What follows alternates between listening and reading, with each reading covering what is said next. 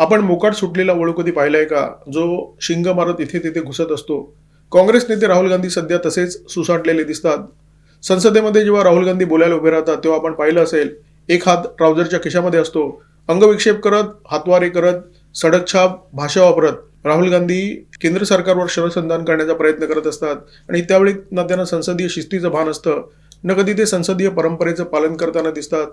अर्थसंकल्पीय अधिवेशनामध्ये राहुल गांधी यांनी अशाच प्रकारचा उच्छाद मांडण्याचा प्रयत्न केला आणि त्याला उत्तर देण्याचा केविलवाणा प्रयत्न केला भाजपच्या दोन नेत्यांनी पत्रकार परिषदा घेतल्या आणि अत्यंत शालीन आणि तर्कपूर्ण भाषेमध्ये राहुल गांधी यांना उत्तर देण्याचा प्रयत्न केला. परंतु या पत्रकार परिषदा पाहिल्यानंतर एक गोष्ट मनामध्ये अत्यंत ठामपणे येते की राहुल गांधी यांना जर जशास तसं उत्तर द्यायचं असेल तर केंद्रामध्ये एखादा नितेश राणे हवा, जो अत्यंत तिरकसपणे, इरसालपणे आणि मालवणी खवचटपणाचा पुरेपूर वापर करत राहुल गांधी यांना उत्तर देईल.